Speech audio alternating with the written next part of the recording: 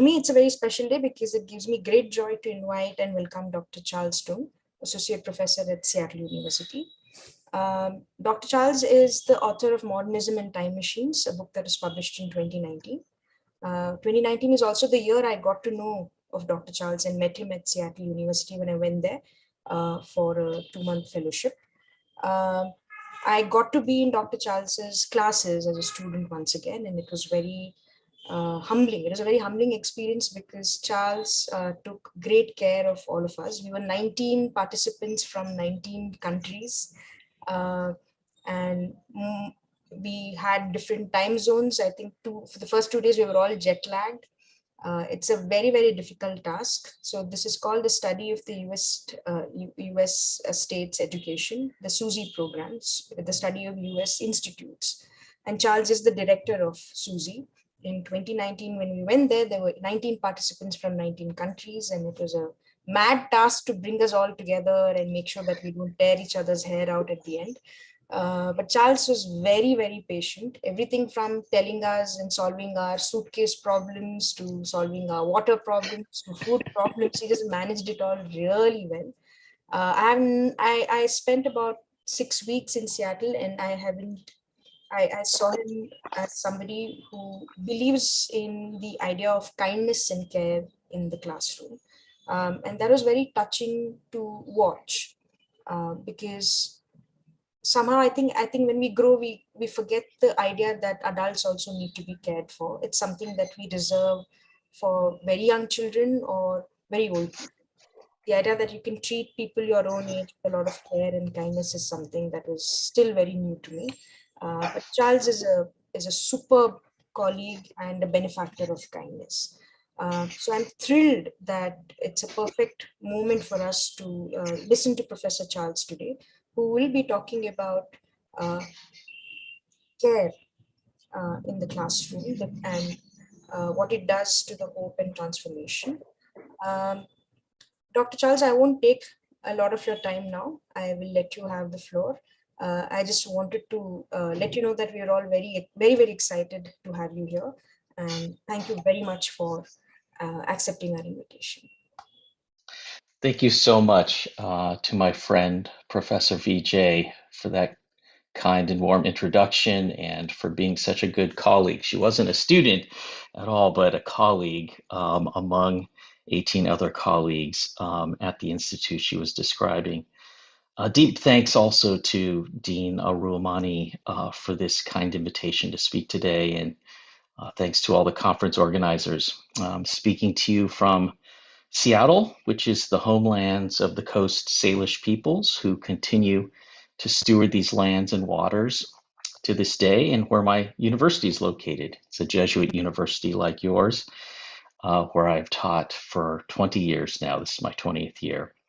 It's an honor for me to be here with you virtually, and I'd like to pass on warm greetings from your friends at Seattle University. I know that our president, Eduardo Peñalver, met recently with Father Lobo.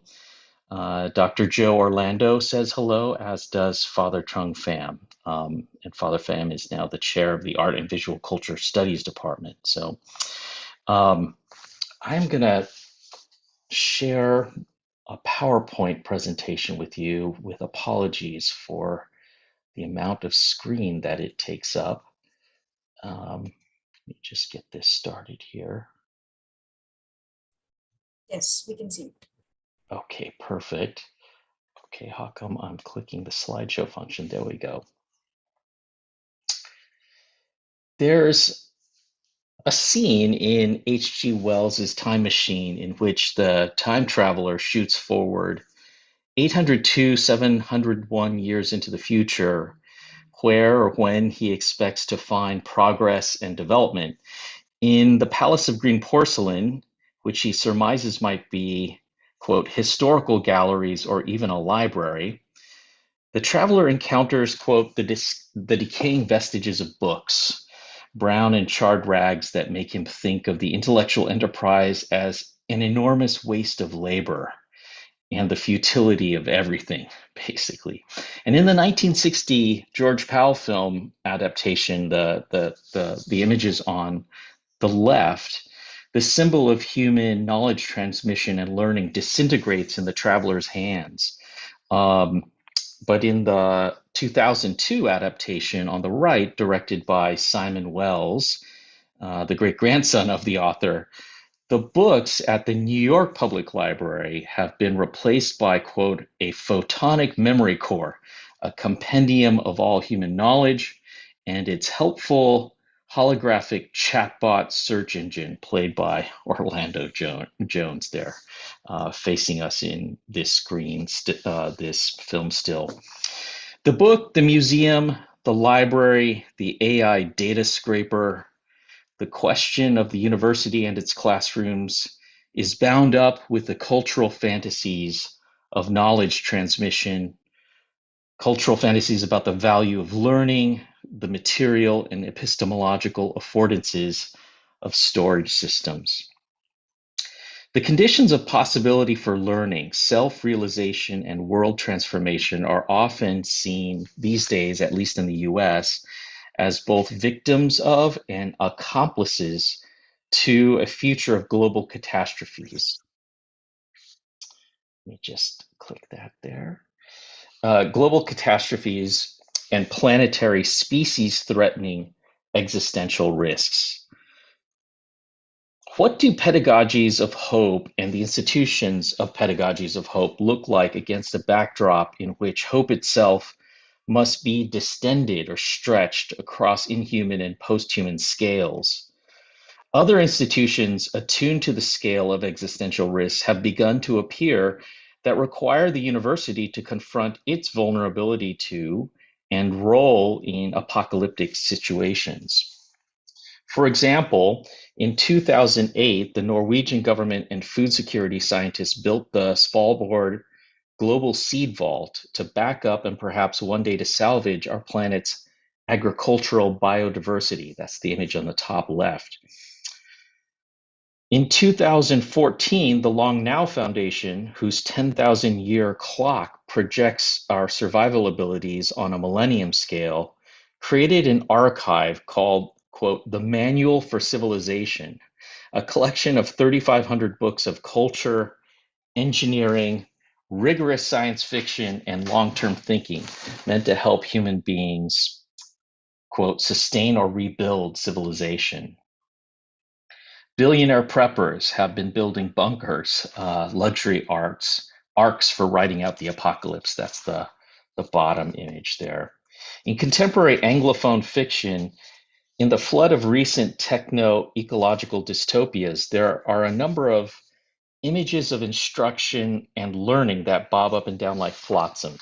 Scenes expressing the desire that human knowledge continue to be transmissible, and scenes expressing a suspicion that knowledge institutions are implicated in the disaster. I've been grouping these scenes under the heading of the university at the end of the world. And let me share a few of these scenes with you in the chronological order of their publication. First, Margaret Atwood's opening novel of her Mad Adam trilogy called Oryx and Crake. The novel's called Oryx and Crake. And in that text, two of the main characters leave their corporate-funded gated communities to attend very different institutions of higher ed. One goes to the highly corporatized Watson Crick Institute, specializing, unsurprisingly, in bioengineering, and the other goes to an equally corporatized but less prestigious humanities institution, the Martha Graham Academy.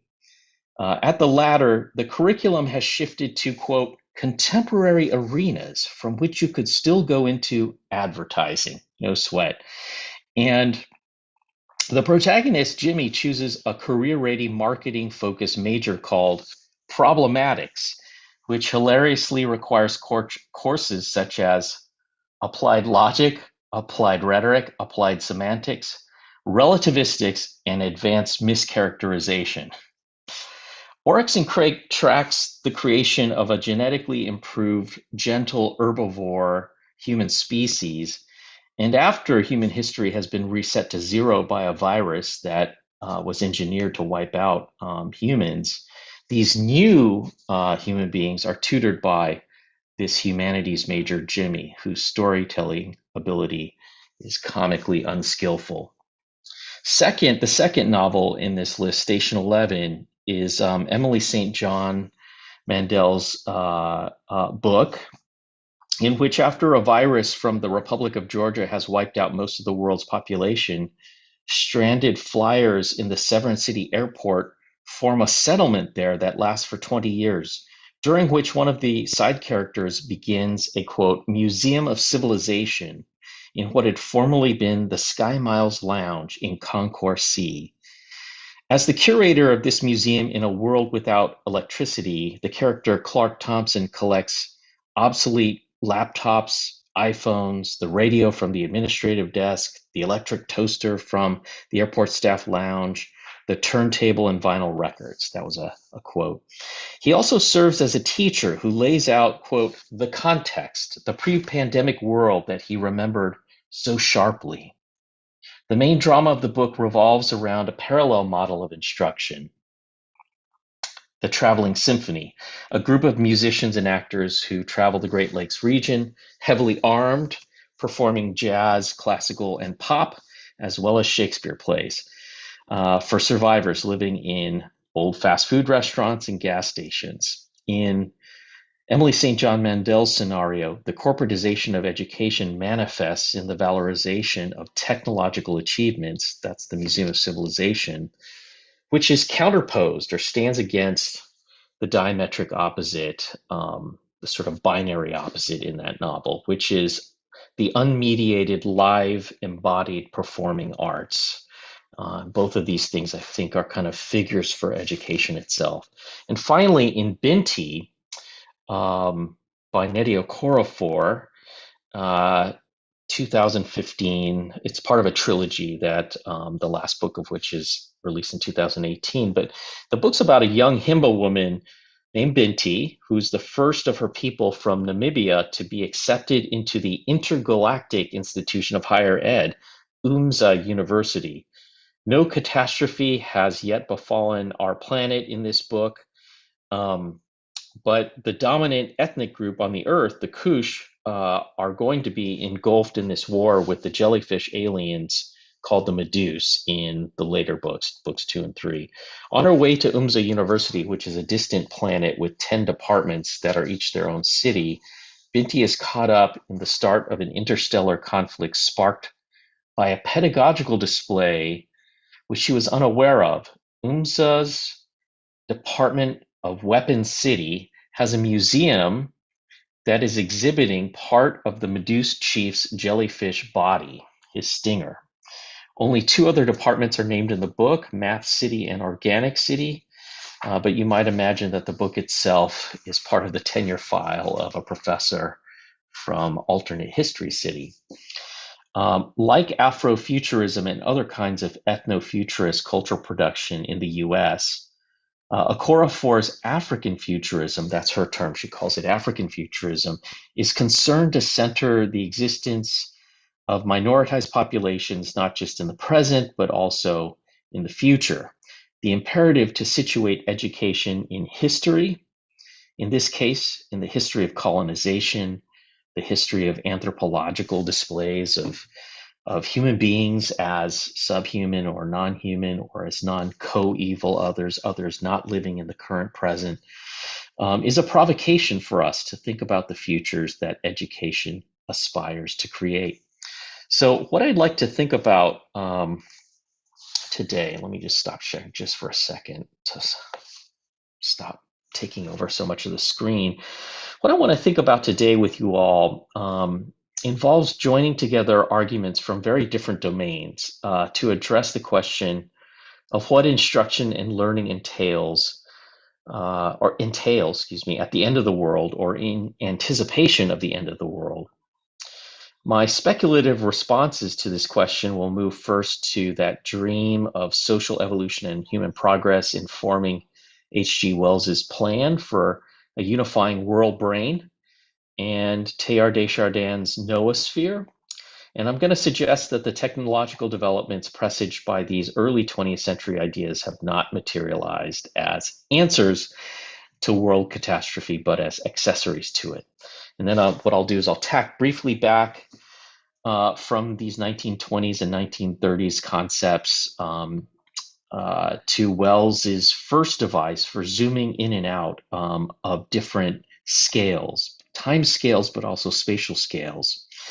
And that's the trope of the time machine, which I think helps us shift our thinking about the end of the world as a discrete event to the end of the world as multiple processes. There are many ends of the world, and some of them have been ongoing for longer than we think. This way of thinking allows us to acknowledge that our knowledge institutions in the global north or in the west have to varying degrees been implicated in different human and non-human environmental catastrophes and their histories, but it doesn't foreclose the question of what universities and education can and ought to do. So I'll try to end with a suggestion that in the viral cultures we currently inhabit, tilting our critical frame from the temporality of the singular ending of things to the multiple histories of their aftermaths and their after effects can help us see that there are many different sites of struggle. It can help us fortify what I think of as an archaeological futurist spirit, to not give up on a better past is to keep faith with the project of unearthing fragments of those new and alternative futures that might emerge from the many histories already in motion. This means that hope's future orientation must be reconfigured to meet the scale and the multiplicity of major contemporary challenges, all of them not simply of the moment, but with long histories. The classroom, therefore, is not only the site of individual pedagogies demonstrating care for the whole person, must certainly continue to do that, but it is also the space of the long game of world building and transformation, of scalar empathy, and of other longer durée stakes. Okay, let me just jump back into a slide here. Oh dear, what happened to the PowerPoint? Okay, here we go.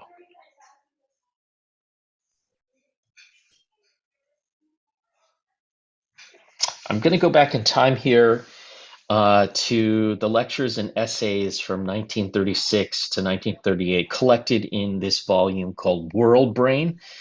In it, H.G. Wells says that the quote, the original university idea was simply gatherings of eager people who wanted to know, clustered around the teachers who did seem to know, end quote. His proposal for a world brain cleaves to this original idea. In the space between what he saw as the greatest catastrophe in history, World War I, and on the eve of another world war, Wells wanted to write the next chapter of the story of education, a chapter on, quote, the world's knowledge apparatus, a sequence that goes, this is a quote, after the lecture room, the book, after that, the newspaper, universal education, the cinema, the radio, followed then by the world brain. Wells noted that this story would have to involve a change of scale.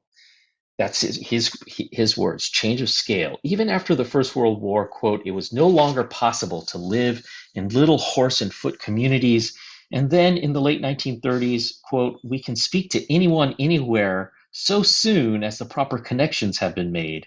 And in a little while, we shall be able to look one another in the face from the ends of the earth, like we're doing now on Zoom.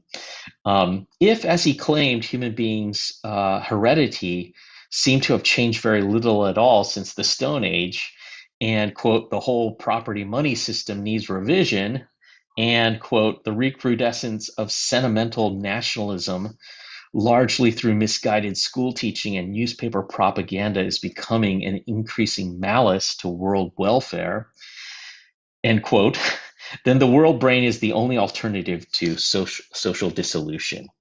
That world that he described certainly sounds like my country over the last decade, for sure. Wells construes this brain variously as a collectively authored world encyclopedia, a super university, an organization like a nervous network, a system of mental control that should extend its informing tentacles to every intelligent individual in the New World community. For Wells, the choice human beings are faced with is, quote, either the evolution of a new or more powerful type of man or the extinction of our species. Oops, sorry, a little bit too fast. Wells spoke out against Christianity's priestcraft and entanglements with princes, but he was also interested in the way that, quote, the Catholic Church provided what the Roman Republic had lacked, a system of popular teaching, a number of universities and methods of intellectual intercommunication, right? So it's a way in which religion itself is the world brain, right? At a certain point in history, the network. As Jeffrey DeLeo points out, Wells retains religiosity for his vision of education, subtracting only the narrowness and anti-cosmopolitan tendencies recorded in the history of organized religion. Quote, our true nationality is mankind. Education must become again in intention and in spirit religious. The impulse to devotion, to universal service, and to a complete escape from the self will reappear again as the recognized fundamental structural impulse in human society. So to prevent another world war, Wells proposed an education system that, as one scholar argued, would have used scientific knowledge to transform all men and women everywhere into servants of the emerging racial or collective mind, a unitary organism defined by enlightened despotism and technological utopia.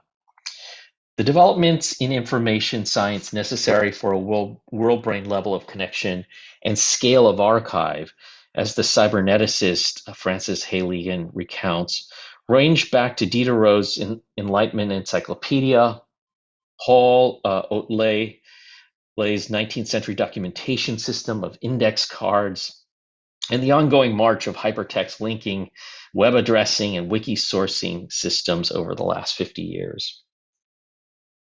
One doesn't have to be a social theorist or have a complicated history with the English language, as I think many of us do in this room today, Zoom room today, to conclude that this knowledge apparatus has not worked the way Wells thought it would.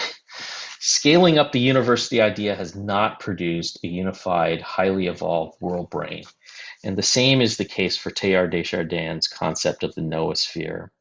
In his 1947 essay on the noosphere, Teilhard de Chardin described the space of unification and connection as an added planetary layer, an envelope of thinking substance growing out of the biosphere, which has relied upon a cerebral apparatus.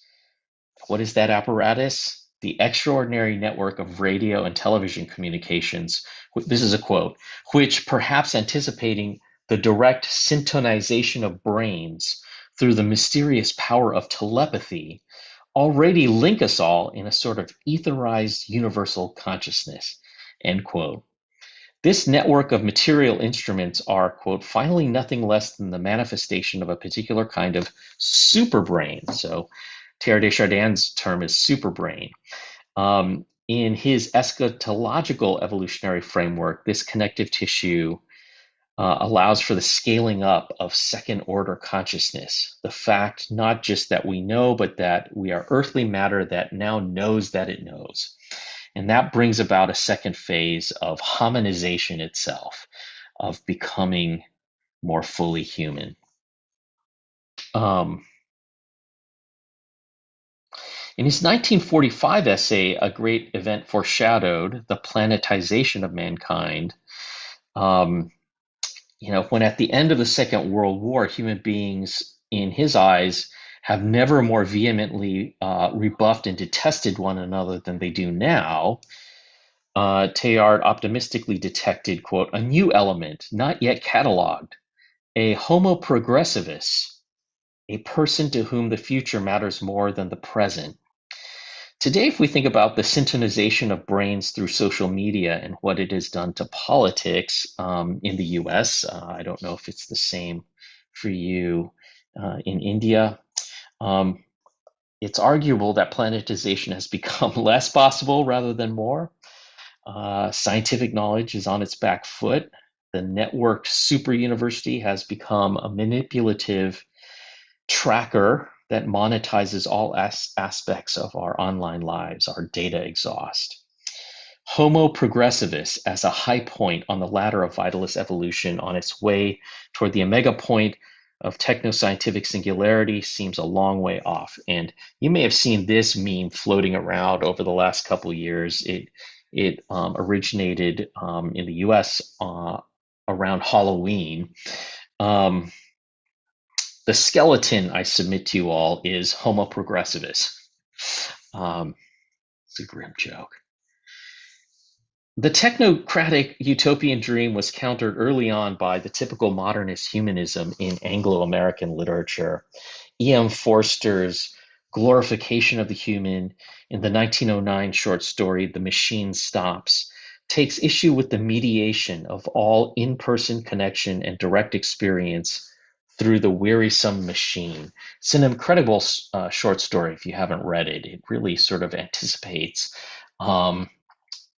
the world connected via the internet that we experience every day now.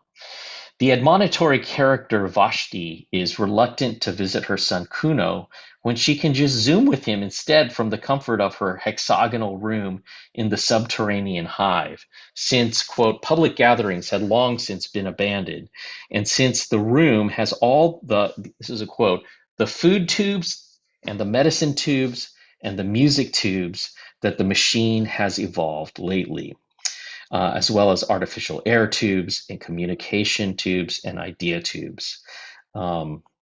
One's room contains everything necessary for existence in this story, but the machine is figured by Forster as the destructive force of progress and civilization itself. The text revels in the primitivist dream of destroying the machine and of peeling back the many ideological layers that, quote, clothe all their thoughts in one garment of subserviency, and that blocks actual experience in authentic human existence. When efforts to disrupt the machine begin, one of the influencers in the text calls them lecturers, interestingly, and this lecturer earlier in the text has warned the inhabitants of this subterranean hive that firsthand ideas do not really exist. And she counsels them, let your ideas be secondhand, if possible, 10th hand, for then they will be far removed from that disturbing element, direct observation. That lecturer or influencer encourages human to keep the faith in the operations of the failing machine. And at this moment, at this suggestion, quote, thousands of miles away, the audience applauded. The machine still linked them. Under the seas, beneath the roots of the mountains, ran the wires through which they saw and heard, the enormous eyes and ears that were their heritage, the wires. The extension of this humanism in what we might today call contemporary transhumanist modernism, it shows up in Tim Maughan's 2019 novel, Infinite Detail, whose final pages feature an image of a privacy-focused, anti-establishment British-Pakistani hacker named Rushdie Manan sitting in a New Jersey data center. In Maughan's dystopian future, plagued by a terrorist destruction of the internet, a disabling of the network world's control algorithms, and the widespread loss of electricity, this character, Rushdie, is searching for his boyfriend, Scott, whom he visited in New York before the internet was taken down. And the book ends in this collocation center, quote, one of the biggest data pipes in the world, whose shipping container offices have become a prepper camp. The soldiers come upon this container in which there are, quote, far more server racks than usual. They're all wired together in some crazy ass way, and the box full of suspended cables crisscrossing through the air from wall to wall, rack to rack, like a three-dimensional spider web. The box is littered with trash, food fragments, clothing, computer parts, and sitting in the middle of it all, cross-legged, is a man. That's that entire thing was a quote from the novel. So in this meshwork of wires, the image of the human being.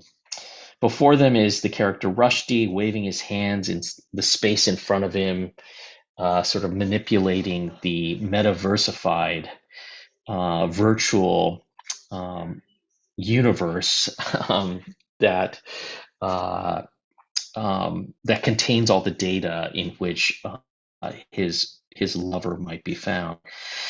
So, if not this image of the human in a tangle of tubes and wires, then what? A retreat to pre-modernist humanism, a Luddite cura personalis. One way to make use of the world brain and noospheric thinking is to bracket the teleology and to avail ourselves of the value of Wells's and Teilhard de Chardin's scalar zoom. The concern both thinkers had for temporal scale and planetary scope allows us to reconfigure hopeful possibilities by first acknowledging the complicity of progressive unitary history in what one critic points to as the mid-20th century conditions indicating that the human species has become a geological force in the most negative world-altering sense. Paul Crutzen, the scientist who together with Eugene Sturmer popularized the term Anthropocene to name the geological epoch of human beings, puts it this way. Will the Anthropocene turn out to be the very short era in which humanity blindly careens forward, continuing to transform the Earth until the planet loses its capacity to support us? Or might humanity rise to the challenge, becoming the reflective, thinking, and proactive agent that transforms the biosphere into a noosphere and consciously striving to shape a niche for ourselves in a sustainable Anthropocene? So, my question is, what type of thinking, reflection, and proaction would be necessary here? For Timothy Weinson, Teilhard de Chardin's writing represents perhaps the most important early 20th century to understand the species as a force on a geological scale, in which natural history is simultaneously the history of modernity, the history of technology, and the history of culture all together.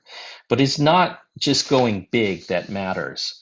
The challenge is, as the historian Dipesh Chakrabarty has put it, the challenge is to think human agency over multiple and incommensurable scales at once, to undertake the necessity of thinking disjunctively. To do this also entails, as Chakrabarty's earlier work in postcolonial studies shows, quote, to reconceptualize the present, to think the now that we inhabit as we speak as irreducibly not one, end quote. So to desingularize the present, I think is to entertain this idea that there's more than one history and more than one scale of history, and that neither of these things is a psychological fact or a narrative fact. The young Wells is better for thinking about disjunctive and incommensurable scales than the older Wells in his 70s. In his 1895 novel, The Time Machine, the time travel is not just about sliding back and forth, 800, 1,701 years into the future, or 30 million years into the future and back. Like so many canonical modernist paintings and literary works of the period, that text tries to defamiliarize time itself by exploring differential rates of passage, a variety of timescales and shapes of time space, and a plurality of timelines and histories. The science fiction novelist Harry Turtledove pointed out that we're all time travelers. We all go into the future at the steady rate of 1 second per second. But Wells's thinking gets us to think about the very medium in which we live as a very strange medium. And he does this by means of a device that manipulates, outstrips, and negates that putatively universal pace of 1 second per second, the common sense rate of temporal passage itself. In Wells's novel, the speed of the traveler's machine relative to the rate at which his late 19th century dinner guest's experience is elapsing varies from over a year a minute to a pace so fast that thousands of days on his dial was sweeping around as fast as the second hands of a watch. And it goes from that to the unimaginably great strides of 1,000 years or more. So the critical and imaginative power here of this ability is, to quote Wells's Traveler on the very first page of the story, is to controvert ideas that are almost universally accepted. More than a decade before Einstein, Wells's novel shows that a second does not always elapse in a second or as a second. Wells's plot does not extend to the possible consequences of his traveler's intervention in the Eloys and Morlocks history or the after effects of his moralizing tale about Victorian class divisions. And yet the structure of the novel, as one critic argues, pits the implication of alternate history against a block universe presupposed by forward time travel. The embedding narrative told by the unnamed narrator contains the deterministic chronotope of time travel, in which all past and future time is spatialized and traversable. But the embedded narrative told by the traveler employs the chronotope of alternative history, in which history is contingent and the future is unknowable. The second understanding of the way time and space are connected reconfigures the regressive line, at the very least, into a set of open-ended fields that the time machine's journey has in fact shaped and altered. I'm just going to skip a little bit here because I'm noticing that we're at 10:05 already, and just mentioned that Ernst Bloch, the author of The Philosophy of Hope, pointed out that the non-synchronous remnants of the different parts of the past pointed out that there are non-synchronous remnants of different parts of the past that coexist simultaneously with one another. And I don't have his quote up here, but it is, history is no entity advancing along a single line, but it is a polyrhythmic and multispatial entity. And for Bloch, hope must be recalibrated to the different horizons produced by this polyrhythmic and multispatial entity. So from this peculiar view of our times, our histories, and our futures, I just want to return to the university at the end of the world. School systems have never not been part of larger apparatuses. And to remind us of this fact, I want to turn to the most extreme example depicted in this winter count from 1800 to 1898. A winter count is a pictographic chronicle inscribed on animal hide of major events worth remembering each year, and this one was kept by Chief Swiftbear's family in what is now called South Dakota in the United States. Toward the bottom right in the outer ring of this spiraling history is a traumatic scene of North American education. Richard Henry Pratt is holding, perhaps clutching, a Lakota child. This pictograph of Pratt's visit to the Lakota tribes at Rosebud and Pine Ridge between the first snowfalls of 1879 and 1880 widens out beyond ideographic and historiographic territory very quickly, and then I would argue goes further still. Pratt at the time was a first lieutenant, and he took 82 children from Rosebud and Pine Ridge to the boarding school he had just founded over 1,000 miles away. The infamous Carlisle Indian Industrial School, an institution with a larger network powered by a number of big odious ideas, among them civilization, assimilation, citizenship, industry. The narrative details of Pratt's life are nested within a larger story about Christian nationalist genocide. Having participated in the Washita Massacre and the Red River War that violently displaced tribes from the southern Great Plains, Pratt thought his work as superintendent of this, what is clearly, I think to us, an ideological settler state apparatus, he thought his work stood in benevolent ambivalence and contrast to his military service. You know, he's the one who makes the famous remark in 1892, infamous remark, at a conference of charities and correction. He said, a great general has said that the only good Indian is a dead one. In a sense, I agree with the sentiment, but only in this, that all the Indian there is in the race should be dead. Kill the Indian in him and save the man. One can scale up in a way that may not see the disjunctive nesting of timelines within timelines.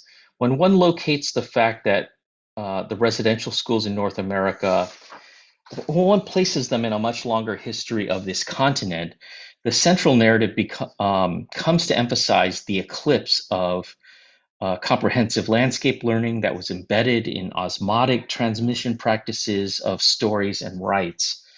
One scholar, Milton Gaither, sketches in an article whose title is just sort of mind-blowing to me. It's called The History of North American Education, 15,000 BCE to 1491. Gaither says, scenes of instruction of Paleo-Indians, which is, of course, an anachronistic designation for Pleistocene peoples in the Americas. And of course, America, the word America is also anachronistic. These scenes of instruction give way after contact, after colonization, after the violence, to a very different kind of knowledge, very different types of individual and social formation that education is often seen to cultivate. From this perspective, the institution of the so-called Indian boarding schools appears as a malicious super spreader event for viral information that could be counted as part of the catastrophic Columbian Exchange. The Columbian Exchange is the name for the 15th century transfer of animals, plants, and diseases that, quote, began an ongoing global reordering of life on the earth, as Lewis and Maslin put it, and is visible in the dip in atmospheric carbon dioxide levels inscribed in geological sediments because more than 50 million people died over a few decades. Indigenous studies provides us with important insights, especially around recent Anthropocene debates. The scholar Kyle White writes that Indigenous peoples have already endured ecosystem collapse, species loss, economic crash, drastic relocation, and cultural disintegration, end quote. In the histories of Indigenous peoples in North America, the apocalypse began hundreds of years ago and is ongoing. Mark Rifkin says in his book, Beyond Settler Time, Temporal Sovereignty and Indigenous Self-Determination, that against the idea of simply constructing a more inclusive version of history or the present, Indigenous peoples in North America seek both to critique notions, narratives, and experiences of temporality that normalize non-native presence, non-native influence, and their occupation, and to insist instead on multiple frames of reference, temporal sovereignty rather than temporal recognition within a present coevalness. I'm starting to wrap up now, and so my question is, Rifkin adapts Einstein's work on temporal reference to create the possibility of different futures that arrive at different paces. And in order to think about non-synchronous, often intersecting histories, what must universities do and be to recognize, contribute to, or intervene in these different histories? Today, we're becoming aware that to prepare our students for the public sphere means preparation for multiple publics, in the plural, for critique, for different histories and scales of disaster. Eva Domanska writes that, quote, we need the kind of knowledge, cognition, and human sciences that have survival value and might help in the protection and continuation of the species, end quote. But this species emphasis can no longer be the universality trumpet of humanism. It is about the rearrangement of knowledge and what we dig up that locates human beings in a number of different tangles with social, animal, ecological, technological, and in a variety of apocalyptic historical trajectories that contain different futures.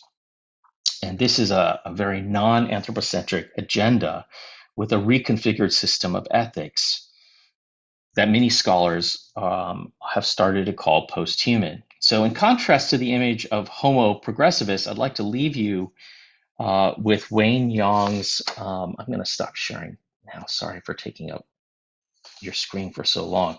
But I just want to leave you with this image from Wayne Yang's book, A Third University is Possible. And that's his idea of the cyborg, but with an S in front of the word cyborg. So SCYBORG, in order to signal the larger system in which being is recast as entanglements in the machinery of assemblages, and in which agential being is reconfigured as structural agency.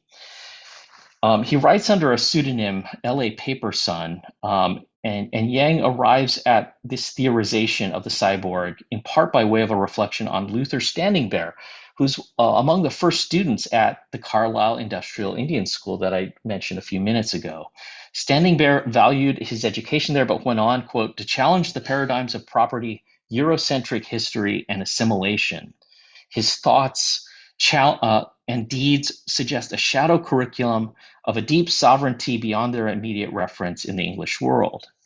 For Wayne Yang, this shadow curriculum belongs to a fourth kind of university, a space in which, quote, some forms of knowledge and learning refuse the university itself in its function as a land capitalizing machine attached to war machines, media machines, governmental and non-governmental machines, end quote.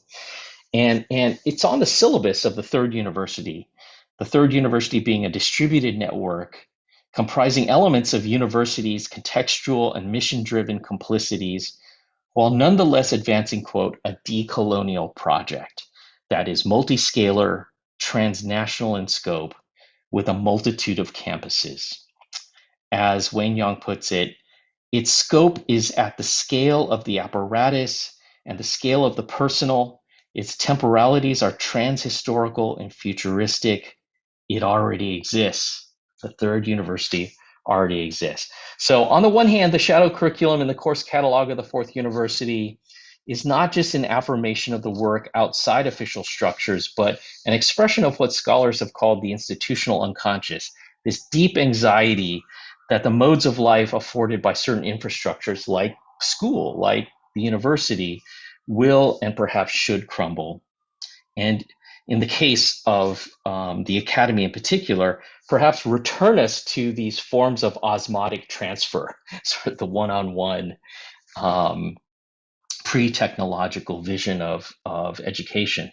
But on the other hand, in our classrooms, hoping to scale up care to planetary challenges or to transmit our own species into the next 1,000 years, we've got to think about, quote, the university as a machine that is the composite of many other machines, as Wayne Yang puts it.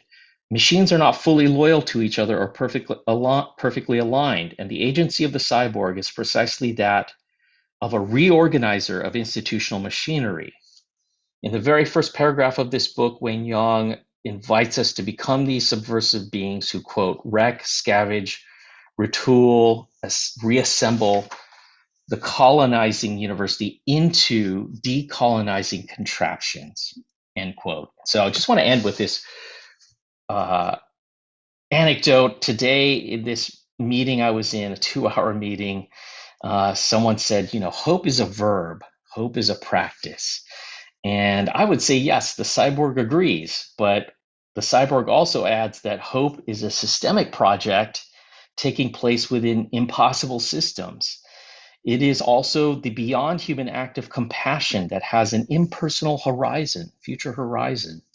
Hope is an institutional strategy.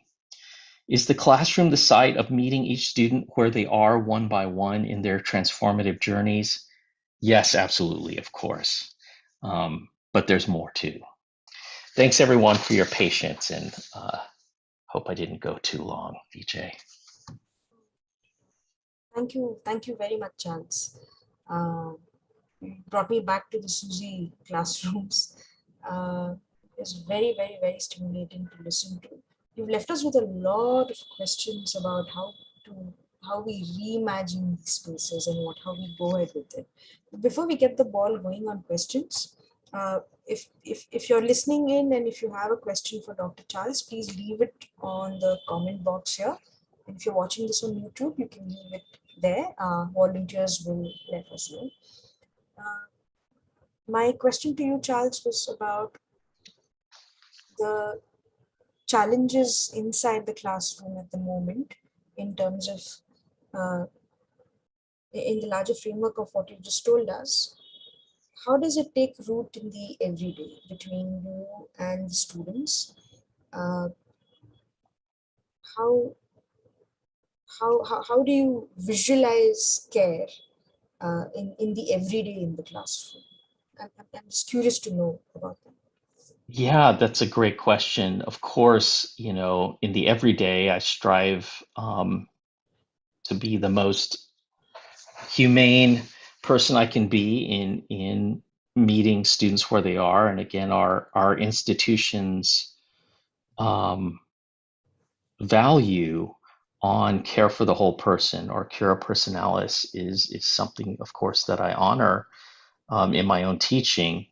And I guess what I'm trying to think about here today is when we think about the kind of hope that a university education can provide and the kind of transformation it can effect or create, assuming that that transformation that we're talking about, not just a personal transformation, but a social transformation, a political transformation, a world transformation, maybe a planetary transformation. Um, for that, we have to continue our everyday practices, but also be thinking about the classroom not as the space of individual kindness, but as, I mean, the very first move we can make is just to say the classroom is not the space of an individual professor's teaching. Of course, it is that also, right? But it's also the space of a curriculum. And a curriculum is a communal and shared entity of all the colleagues in the department. And the curriculum is present in the classroom because the curriculum is about the relations among the classes and not just the content within the individual classroom itself. And then when you start to scale out even more, you know, how are the futures that we want to see in our technological societies, in our societies that are being affected by climate change, and I'm speaking about my own society, sort of afflicted by this long history of racial and economic injustice. How does that enter into the classroom? Not as a content. Of course, it needs to enter into the room as a content. It has to show up on the syllabus, of course, right? But how do we think about that space of the classroom itself as opening onto these different scales, I guess is. But the everyday, of course, we have to remain committed. And I think that's what I was saying, that sometimes when you think on these big scales, you simply collapse all the little scales and you reduce them all to the big scale.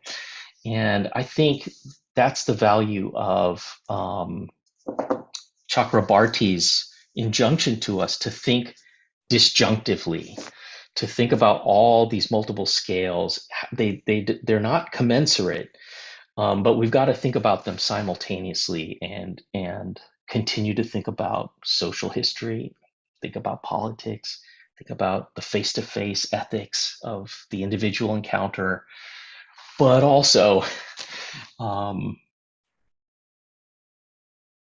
things that I think contemporary hope needs to grapple with. I hope that makes sense. Yeah, it does. Thank you. I was going to ask you another question, but I think when you mentioned the word curriculum, it sort of answered itself. Because I was going to ask you about what you ended your talk with when you said the systems that we live in, they make it impossible to keep care every day. But then when you mention the curriculum as an active, alive organism on its own, it sort of speaks to what it can do to the impossibility of doing this inside a system. That was interesting. Thank you very much, Charles. Yeah, you're most welcome. Just going to quickly check if there are questions. If any of you here listening would like to unmute and ask Professor Charles a question, that's also okay. Just check. Professor Charles, I enjoyed listening to you very much. It's a very challenging and stimulating time that we spent listening to you. I think as Jesuit universities, we are uniquely positioned in this time because when we proceed with the idea of margis, we are almost immediately in contest with the idea of grabbing more and taking more, right? Uh, and we're in the position to offer an alternative discourse, which is that of doing more as a distributed self rather than in terms of, accumulating for oneself. But Yes. yeah, but I'm also curious about what your experience is like in a world where new policies and new ideas about education constantly leave us feeling like anachronisms. Right now, the idea of formation, for instance, is one that values time and values this spirit of accountability rather than accounting solutions that you mentioned in one of your quotes. Mhm. But if you look at the way policies are being framed around education, what we also see is that the idea of this careful engagement or the kind of engagement that the humanities afford is slowly being boxed or being pushed into a kind of tight box, right? And so in India, especially, we have this idea of the university as a kind of gas station, right? um, and get what you need and leave as quickly as possible. Uh, Yeah. it's an idea that begins to threaten cura personalis and the notion of care, as it were. And so I think what your talk underlines for us is the challenge that is in front of us, and the fact that it's possible, even as the university becomes a kind of machine, a set of connected machines, it's possible for us to strive to be, in some small way, a part of the soul that that machine can aspire to. Very stimulating. Thank you so much. Thank you for those remarks, and I agree that I agree with everything you said, and I think Jesuit universities are uniquely positioned because they have this explicit commitment to the care of the person in their full complexity, uh, not a kind of thin or abstract version of the person, but the rich, difficult, challenging fullness of human being. And at the same time, they're also Jesuit education has a commitment to professional formation as well. And so they don't ignore that. And very much, I think these days they are trying to address themselves to the biggest challenges. My own university is going through a curriculum revision process right now that is trying to ask every discipline to think about the challenge of racial and economic injustice, the challenge of climate change and sustainability, and the challenge of the impact of technology on society. And so schools like ours are already operating at multiple scales and holding them, dwelling and living fully in the tension between those scales. You don't want to erase the tension. You want to fully live in them and in that space, and to help others flourish in that space too. And sometimes it's not easy, right? I mean, sometimes students are like, I want the professional formation, and I get my gas and I get my certification, and I want to go, and I don't want to have to take the humanities required course in the core curriculum because I don't care about it. And universities like ours still believe in a foundational education that includes the humanities so that students can think about the different scales, right? And not just about their short-term aims and pleasures and getting and spending, but their formation within these all these different histories and timelines and spheres. So I appreciate that question very much, and I'm depressed to know that it's the same for you in India as it is for the US, but I feel that I feel a sympathy and a connection as a result. So we're all in the humanities and in the trenches together. Thank you, Charles. We have a question here from a student, Shweta. She says, hello, sir. You spoke about how scholars are attempting to imagine an alternative to a homo-progressive eventuality. But we've also seen how a lot of speculative fiction is alarmingly anticipatory of the future. With that in mind, what would the implications of an enforced homogenization of the future human be for the idea of privacy, the marginalized individual, and individual histories? Did you get that? It's your. Yeah, yeah. I'm looking. I mean, I think the speculative impulse is the right impulse to have right now. Because the speculative impulse comes from a desire to extrapolate what the impact of what we're doing will be, right? So, what is the impact of our incessant getting and spending, of our gasoline, station view of education and of the universe and of our families, um, and so I think the alarm bells in that alarmingly anticipatory stance toward the future is a good alarm. We need that alarm. Um, I think some of the dystopian fantasies or fictions are about the enforced homogenization, and that's a terrible thing. I don't think that the texts I'm looking at um, are in favor of that homogenization, but they did have this fantasy that human beings, if they could only be connected in these particular ways, in a highly technocratic utopian uh, mode, that would allow human beings to evolve, and that's the homo progressivus idea of Teilhard de Chardin, who is also you might know, a Jesuit priest. And it's depressing to think, actually, that the things that we think of as so crucial for our unique lives and our unique expressions, like our social media account, those are the things that are making us homogenized, right? Those are the things that um,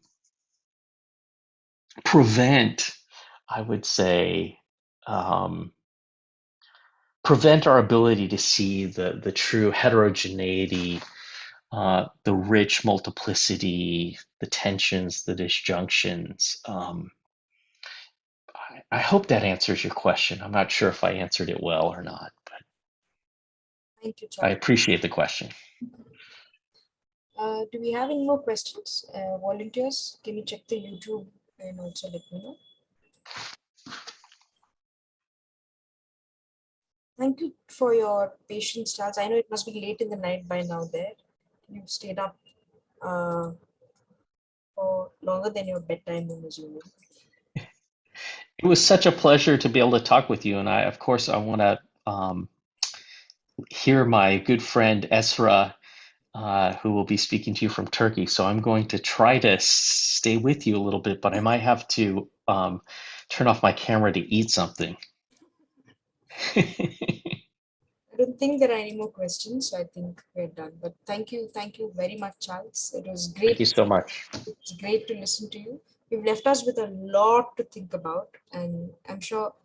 So this is going to be an ongoing annual conference. We're thinking of doing the new edition, the second edition, sometime next year. So you raised a lot of, I think this is a perfect plenary to end the conference with, because we now have so many more beginnings to return to for the next one. Thank you. Usually I think of myself as very lazy because I don't really engage with ideas. But every time I hear you speak, I feel like I've touched something real, and it makes me, it sort of slaps me out of my laziness in a very threatening way. So I must thank you for that. Thank you very much, Charles. We hope we can see you soon here at campus, here on campus. We'll try as much as possible to bring you here in the next couple of years. Thank you. Thank you, Professor Vijay, and thank you, Dean Arulmani, for the invitation to come be a part of your conversation, and I look forward to learning from you. I'd like to second what Professor Vijay said. Thank you for joining us. One of the goals of this conference is to work at teacher solidarity out of the sense that we're all in the trenches together. Your talk brought home several of those realities for us. It gives us several thinking points for our future conferences. I hope we can collaborate in various ways in the next year or so. Thank you. I look forward to it. Thank you so much. Thank you, Charles. Good night. Thank you. Bye-bye, colleagues.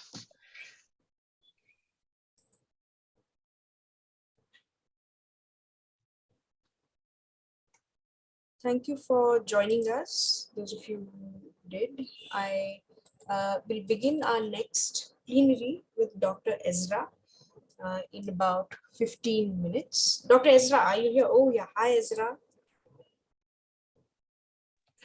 Hello, Vijay. How are you? Hi, I'm good. How are you? So excited to be here. I'm ready whenever you... Okay. Okay. So 15 minutes later. Okay. Do you want to take a, yeah, you can start when you want. Do you want to take a Yeah, I mean, I can start if everybody's here, and we can if take you don't need... about 5-10 minutes and then start at 11:20. Okay. Okay. Thank you. Thank you. We'll begin at 11:20. Please stay online.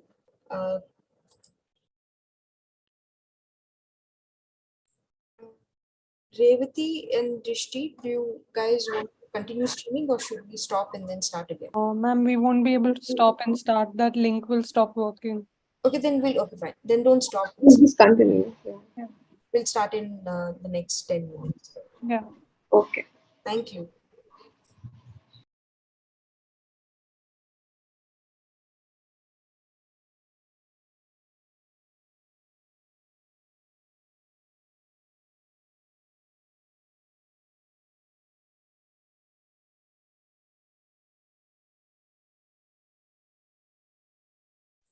Can you end the recording and then start recording later?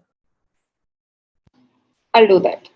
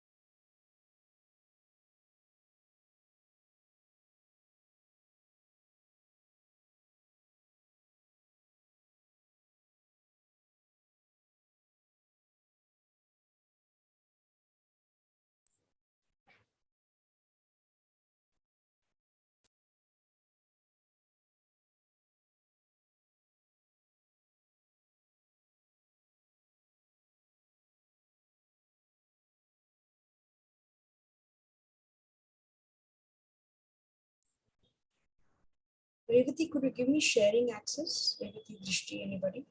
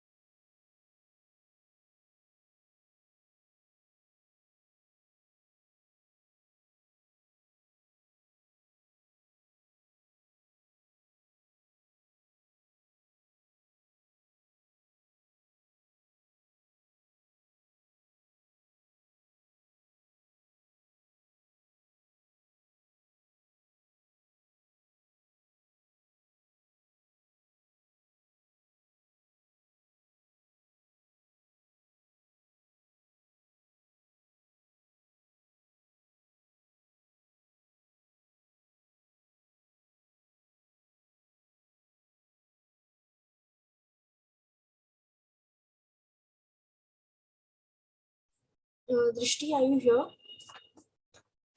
Yes, ma'am. 1 second. I have asked Revati will make you co-host. You'll be able to share. Cool. Yeah. I'll just quickly share Ezra's poster.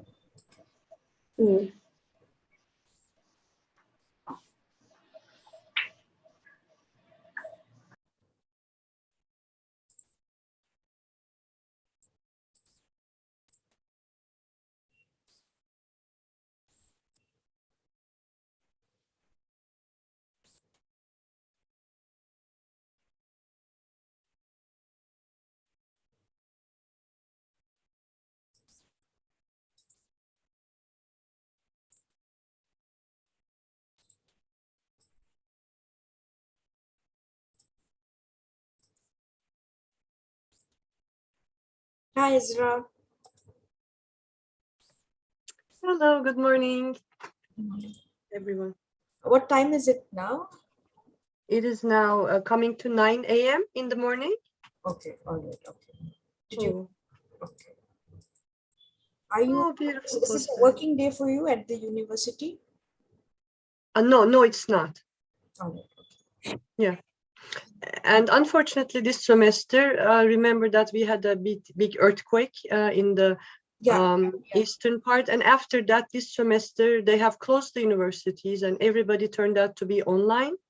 Okay. But unfortunately, there was little attendance to online courses and it was a lost semester. Yeah, really. Only we had face-to-face courses with our graduate students, but not the others. It was an unfortunate semester for us. I'm so sorry to hear about the earthquake. I remember Thank you.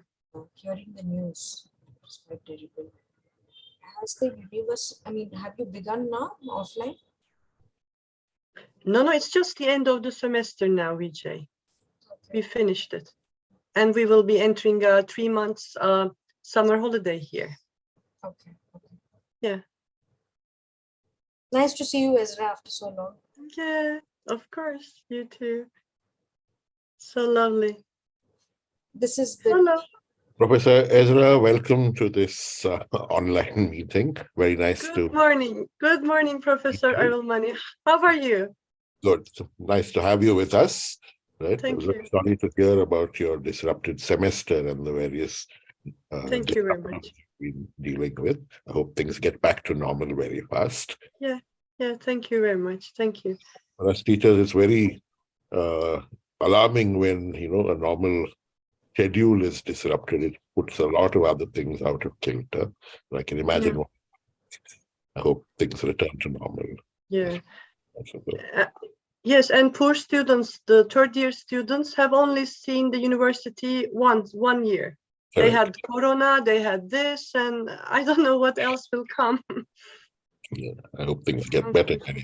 Thank you for all of us. Thank you. We look forward to listening to you today. There are several people who have been very intrigued by the title. I think that's a very good place from which to come to this webinar. Thank you very much for doing this. Thank you so much. Thank you. Did you see the poster? It's a beautiful poster. Could you send it to me? It's beautiful. Thank you. Thank you for your efforts. And made it. Just 1 second. Let me quickly check if we can start. Are you good to start? Yes. So yes, of course. Okay. Let me just quickly tell them.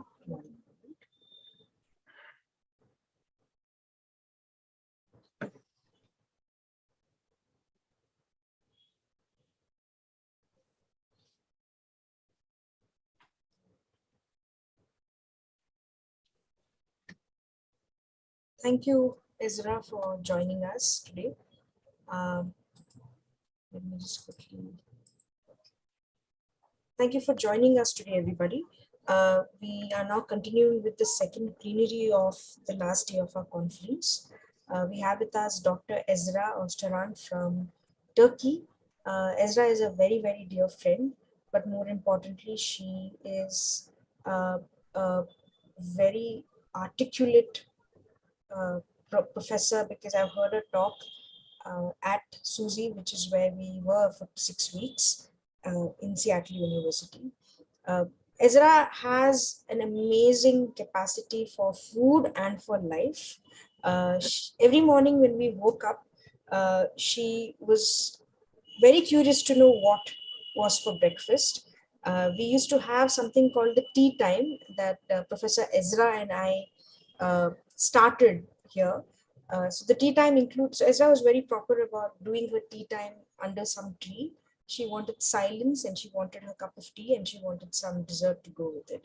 So I noticed how much attention she paid to what she was putting in her mouth, because that's something that in another country, this is the last thing I noticed. But Esra was very, very careful in how she paid attention to the things around us.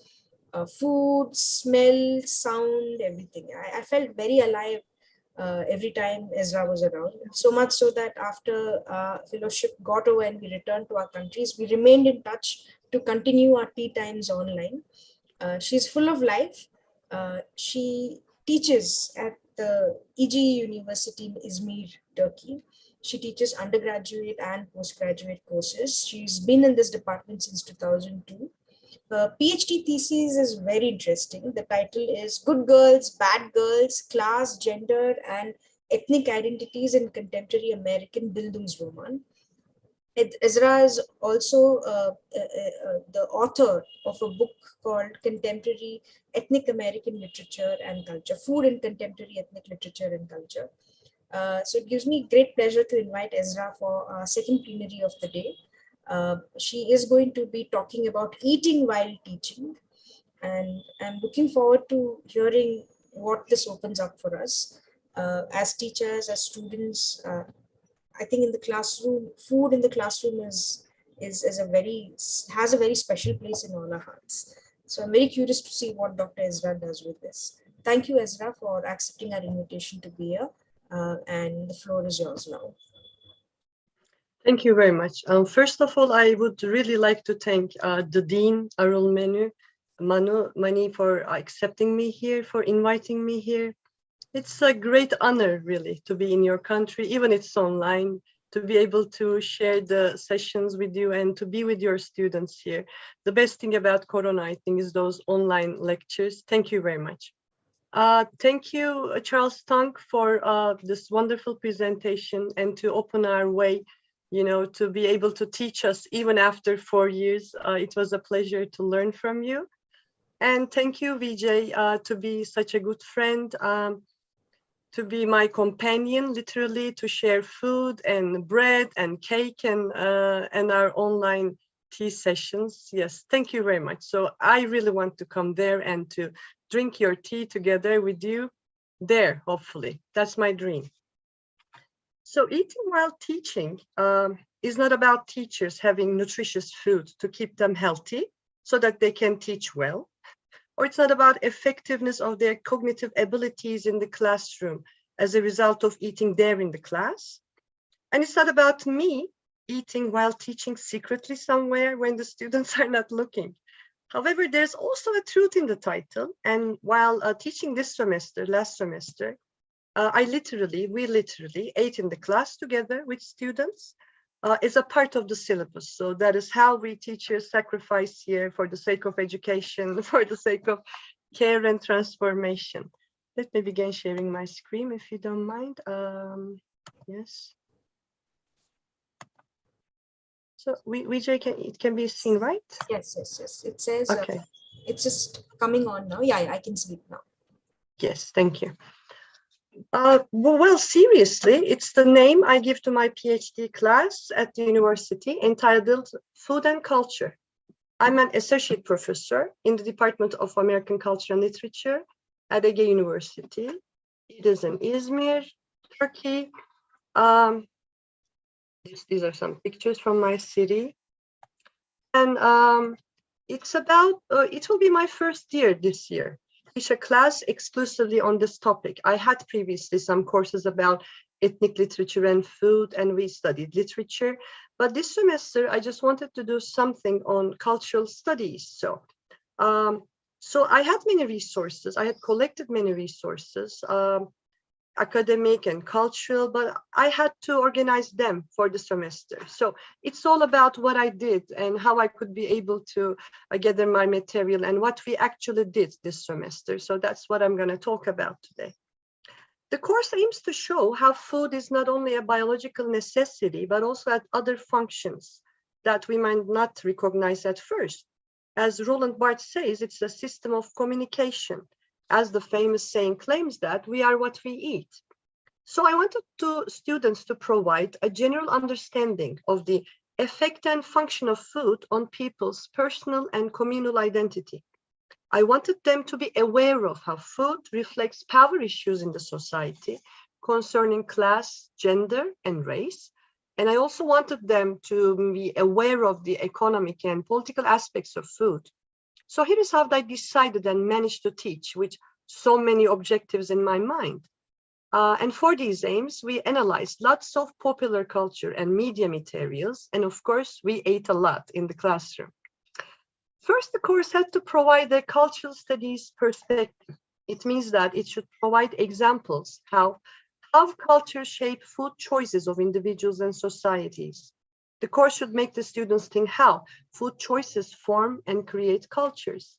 These are examples from McDonald's menu, which is sold in various different countries that they tend to localize their menus, and they do it in Turkey as well.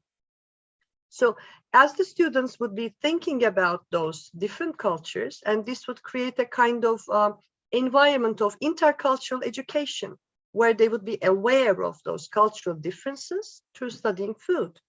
And this would, I believe, and I hope that bring an awareness and transformation of what we never think while we eat on a daily basis.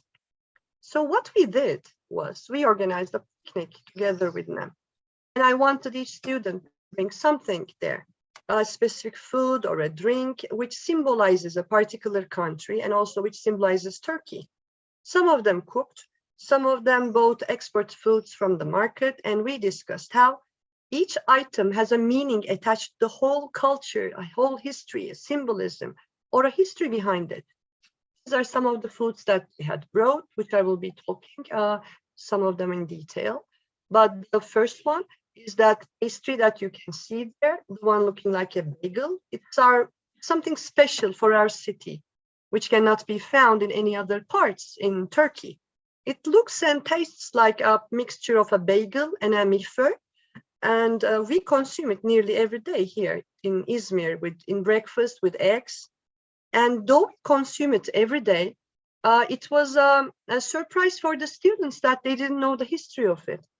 because as they searched for the history, they found out that it was a special thing which was brought from the Spain in 15th century by the Jews who had run away from Spain and came to Izmir and bring their food with them, of course. It was a part of their heritage, so it was something new. Some of the students talk about other materials that they had brought, like Scottish shortbread, and how it was something which they had used in special occasions like Christmases and marriages, and which symbolizes something. So we talked about how we have such different meals and foods in times of celebrations and ceremonies. We talked about it, which we take for granted, but we tend to think about it. Somebody brought nachos and salsa sauce together. We eat it together. We had to eat, so that's the hardest part of this picnic and this course. So we talked about Tex-Mex cuisine, how the people from Mexico brought them their materials, and how they created a kind of a fusion cuisine in United States, which was a combination of two cultures and being in betweenness, and how it had affected the whole culture of the region. So that's why this picnic went on together. And then as a result, we thought that, and we imagined that those cultural materials enabled them to think about their own culture, their own families, how they had some meals, and they shared even recipes with each other with the materials, and how they cooked it, and how they eat it in their families, how they eat it in their cities differently from each other. So how eating represents something more than just the ingredients, something more. It's a kind of a learning process by eating. And then in other courses, in other weeks, we tend to focus on food and politics. I know it sounds so much a fully program, but I wanted to provide them as many viewpoints as possible to look at food from the personal to political and beyond that. So this week we began to talk about food and politics, how the culture of food is defined by historical and economical factors, and politics, how politics affect food choices, and how food defines national boundaries and define ethnic identities. For that, we talked about certain staples and certain food, for example, and we focused on only one food in that whole course, for example, and we began to talk about it, from how we make it, from how, what is the importance of that. They brought articles and newspapers, materials from about hummus. And it may seem simple, it is a side dish here in Turkey that we tend to eat it while drinking alcohol, and we put it in small amounts, like tapas in Spanish cuisine. So it's something which we never thought about it, literally, which we just eat and then drink and then forget everything. So that it consists of chickpeas, tahini, garlic, and lemon. But and we tend to think that, of course, like all of us, it's something belonging to Turkey.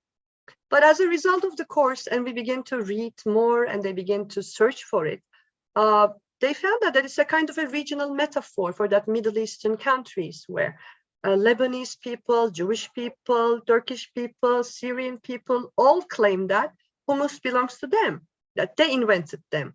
So they want to have want to own the meal, but nobody knows who invented it first, who claim it as their own.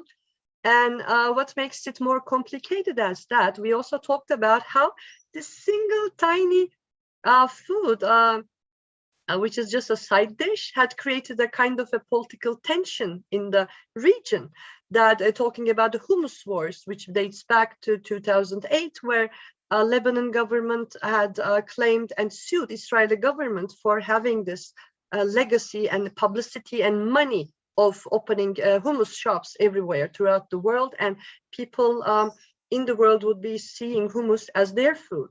So this marketing of this food in the West as an Israeli dish had made them angry. We don't know how, but of course these food copyright things, laws are not as simple to solve, so it's still an ongoing discussion, just like many meals we share with our neighbor countries, and it should be their with you as well, probably. I would like to ask you really, probably you have those meals, special food, which we all claim as ours, but maybe some other people would be claiming the same. So we discussed how food can become a side of political conflict. We also, some of them had given examples of how food has become an important commodity during the times of the wars, during the times of the conflicts, where simple things like sugar had much more power, much more importance during the times. This is a political cartoon from World War I, and one of the students had made a presentation on how war had affected the choices of foods and how it had become political concerns for the countries naturally.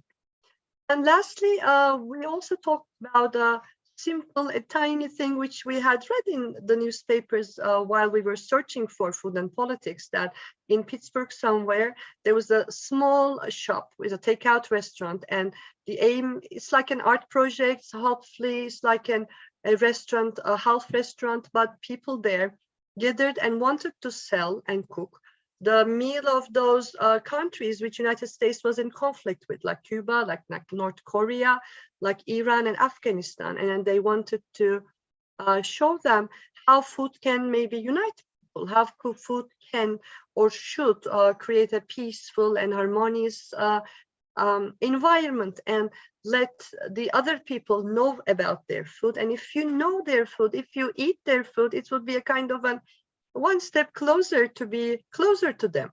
So it's a kind of a, thoughtful and a kind of an utopic thing. It ended somehow in 2010, and they say that their other projects will come. But the feeling of it, knowing that they had something like that, gives us really hope for the harmony of people and people sharing food together.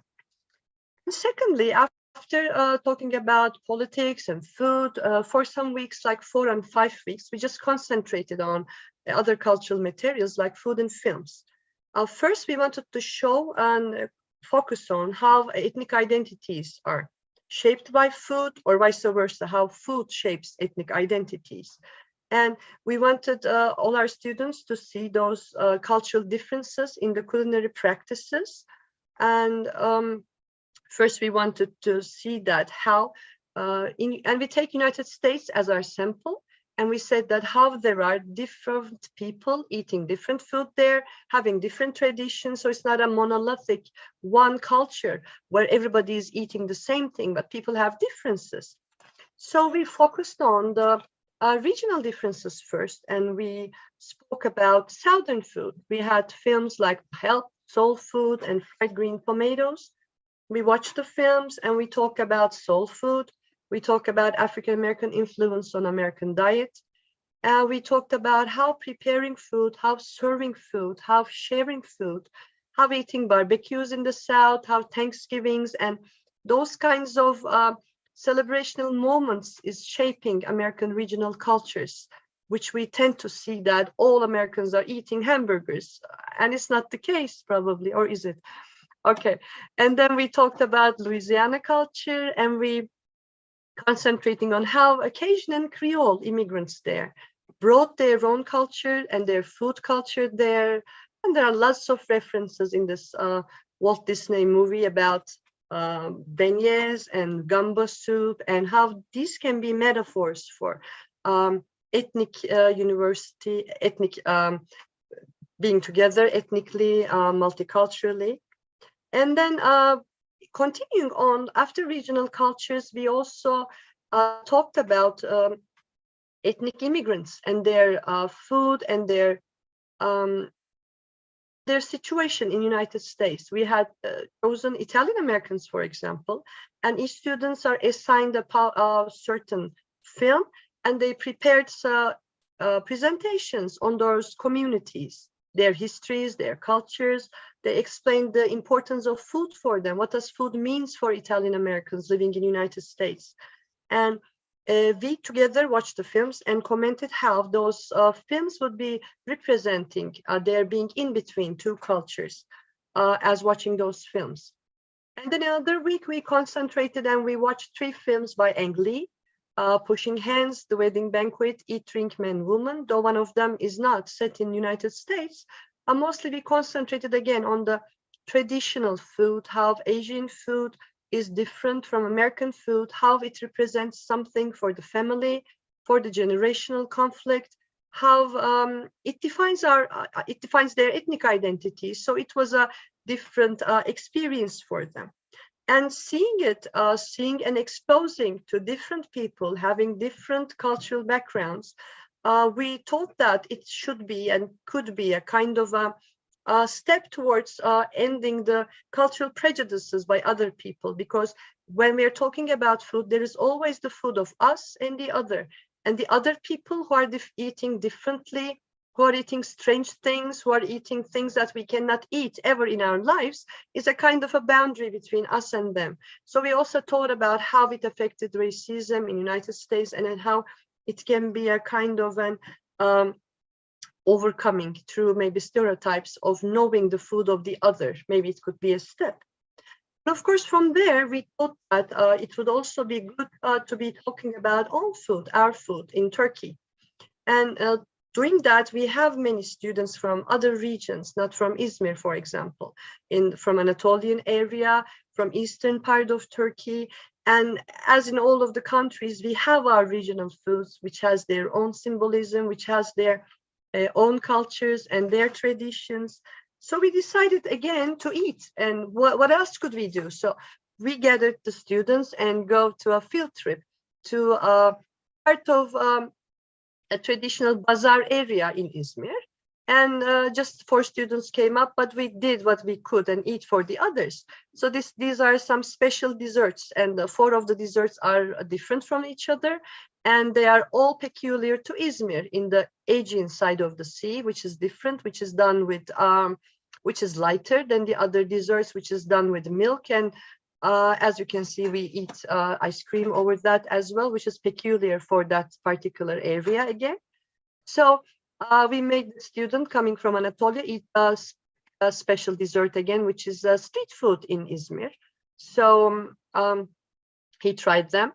Also, we made them see those shops where they sell the inner organs of sheep. And this is also peculiar, that they sell it on the streets. And they sell it and they put it, of course, after cooking, and they add some seasoning, and they sell it to be eaten while walking, under a bread, inside of bread.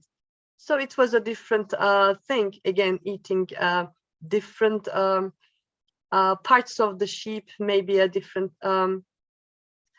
experience. So again, eating together and sharing food with the students, and we tend to discuss it more openly, that why we choose certain food over the other, why there are regional differences. Is it because of the economy? Is it because of the topography or climate or tradition or religion or politics? That we tend to think about those things while talking about our own thoughts about what we are eating then.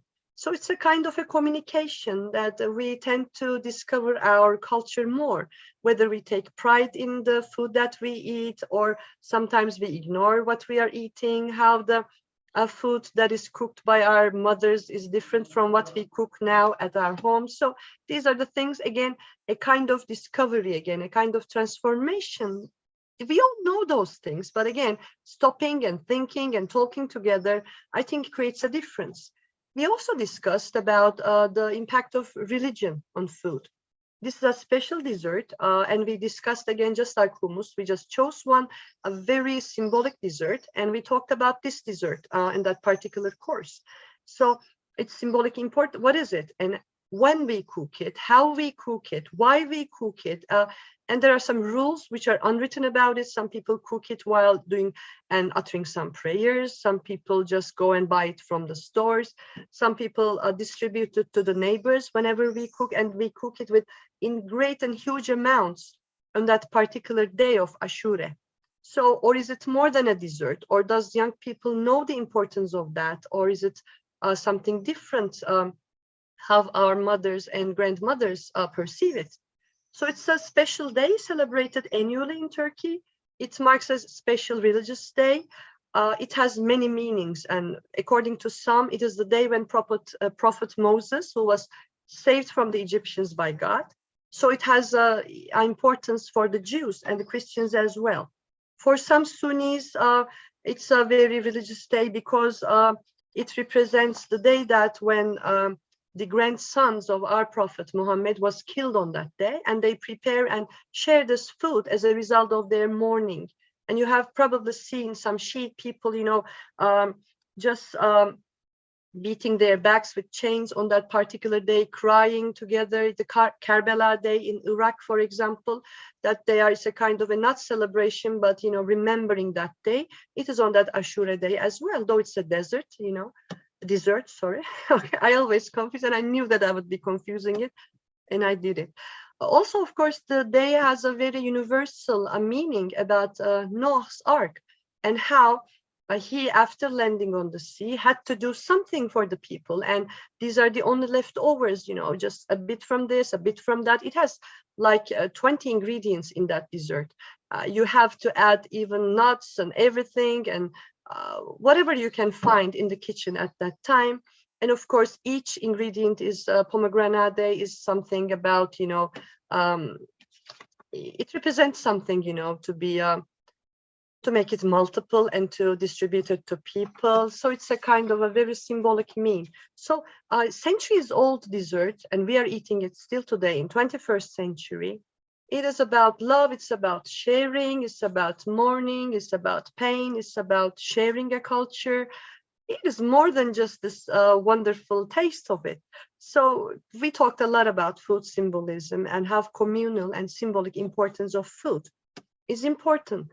From there, we also turn to more personal matters, how food, what food represents for us, for individuals, for ourselves, whether we remember food of our past, whether we remember from the food from our mother's kitchen. So as you all know, the term, the meddling, the Proust is an expression which is used to describe the smells, the sounds, the tastes of, or the sensations, reminding us of our childhood or bringing back the emotional memories from a long time ago, just tasting something or smelling something. And this is a quotation from his In Search of Lost Time, and where he suddenly remembers the memory of eating with his aunt in the past. So it's a kind of a involuntary memory, which is also an example of how it is important what we eat in our childhood and how it is, whether it's traumatic or whether it's brings us memories of our happy childhood. So we talked about comfort food a lot. I mean, personally, what it meant to us, what are our comfort food, and what do we eat when we feel bad? What do we eat when we feel happy? What is nostalgic food of the ones who had died, and the meals that they cook? Why are they important to us? It's not only meal, but it's the meal that our grandmothers cooked. And as she passed away, and it's a sudden realization that no one would cook it for you again. It would never feel the same. It would never taste the same, no matter how you have the recipes. We also have some immigrant people from other parts of Turkey, and they remember this culinary nostalgia thing of Anita Menor. We talked about this theory and how it's a kind of a culinary citizenship somewhere away from your home, and where you have this bond of having this togetherness with other people if you're away from your home. Lastly, we again turn back to media, and we talked about food and gender. Students found various theories and articles concerning the relationship between food and gender.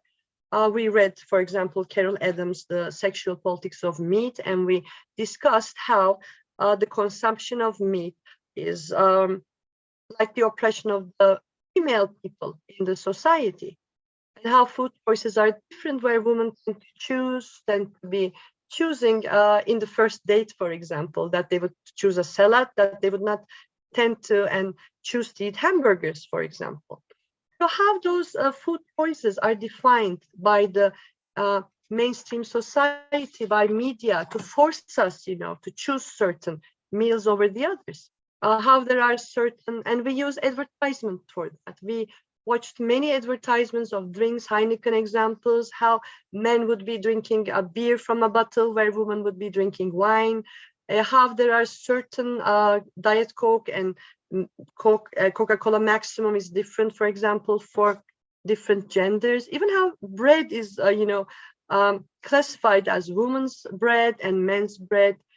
So we tend to think about how those ideologies affect us. We tend to think, I don't know if it will be opening, but let me try.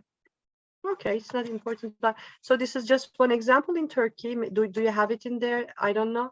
It's the biskolata men, who are naked men, gathering cocoas, as you can see. So this is specially made for women again, that we will be thinking that it will be a woman who would be consuming. I can't get rid of them. So I don't know how to get rid of this page. Okay, return back to my sexist ads. So this was for women again. Okay, let me try. Sorry for making you wait. I lost. Okay.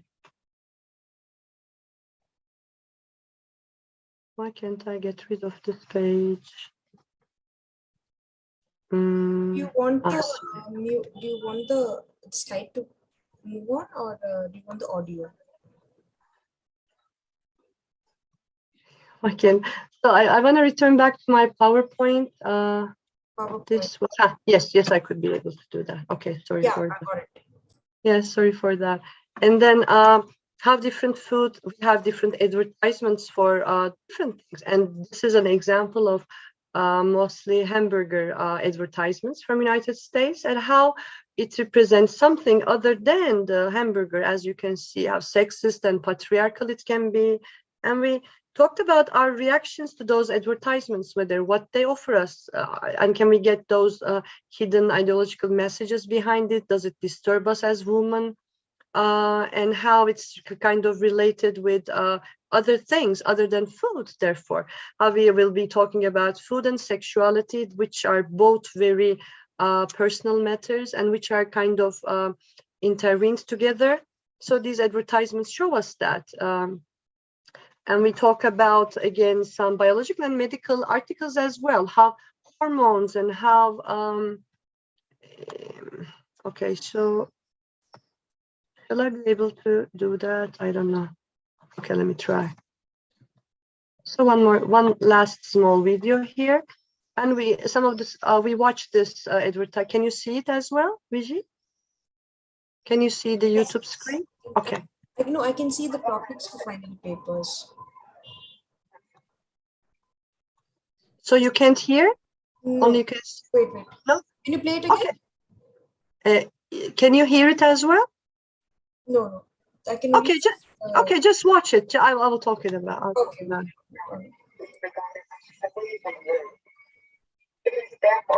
So it's about how in Japanese culture that women are not allowed somehow traditionally to show the inside of their mouth, that having a small mouth was precious for them.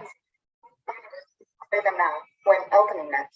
Sorry, Ezra, just 1 second. The slide on topics for final papers is showing. The video is not showing. Okay, no problem. So let me pass back to my PowerPoint then. But it's a kind of an advertisement, let me tell you about, from Japan. That is, again, another hamburger advertisement. And we talked a lot about hamburgers. We had this, I forget to put it here, we had this Burger King advertisement where there was a whole city of men and macho men, eating hamburgers as if they're gonna, fight with everyone as eating meat, and this was this thing which was signified in the ad. In this particular ad is from a food chain, hamburger chain in Japan, where women are not traditionally allowed to show their mouth. So they have created a kind of a napkin for women, that they put the napkin and they eat their hamburgers behind it. So it's so strange. So cultural differences, again, the meanings attached to food, the traditional ways of eating it, the way we consume, and its meaning are also important. We talked about it. So after watching it, and it was called the liberation wrapper here. So we see that there are different realities for different cultures concerning the consuming of the same food, for example, or drinks. So we talked about that, and after talking about those topics as personal matters about food, the gender relations and everything, they tend to speak more and more, about what they lived in their daily lives concerning those gender differences when they're buying something, when they're consuming something, even when they're ordering in a restaurant, whether the male students would be saying something else and the woman would be saying something else. So, I mean, we just talk about our personal matters after talking about those ideological things in the media. So, and this was their topics for their final papers. Now we had finished the semester. We had face-to-face courses with them.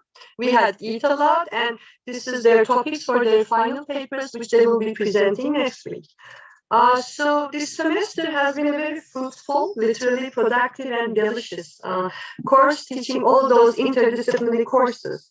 We have given examples from sociology, from history, from folklore, from media studies. And in their final papers, I wanted them to focus on Turkish culture mostly, and I wanted them to apply their theories, the key concept, and the critical thinking that we had throughout the semester to the food that they eat, that they know together. And what I would like to say is that courses like these enable us and the students to perceive notions and materials that we experience every day, like food. And after such a loaded program, it makes us double think, and it teaches us how something that personal and biological can be that ideological. We question the ideologies, we question ourselves while eating. If we are what we eat, then we learn about ourselves while eating and studying food. And this would certainly lead to a transformation in an academic and a personal way. So that's all I'm going to talk about today. Thank you very much for listening. Thank you for your patience. Thank you. Thank you so much, Esra. Oh, I see the last picture. Thank you, Ezra. We'll just wait for questions, but before that, I would like to ask you a couple of questions about how the students that you teach in the classroom, undergraduate or postgraduate. They were PhD students. PhD students, okay. Yeah. I mean, regularly in terms of any class that you teach. So the thing with food, very often, every time I mention food or talk about food in my classrooms, there's always this distance between the food that we read in literature and the food that is available around us. Mm-hmm. And often it causes a certain kind of, I mean, something is revealed in these moments, in my experience. Once, for instance, I was talking to students about eating. So my father, I'll tell you about my father. He thought that the wasabi was a green chutney or something. So he took a whole bit of it and just dabbed it in his mouth. And it sort of left a very stinging taste. His eyes started eating like that. So when I asked him why he did that, when I was telling him you can't eat it like that, it was very spicy, he said that it looked like chutney, yes, but it reminded him of something that he had read long ago in a story. So I'm interested in the connections that we make between the food that we read and the food and its lookalikes around us. So is this a challenge for you in the classroom when students look at food that isn't there but read about it?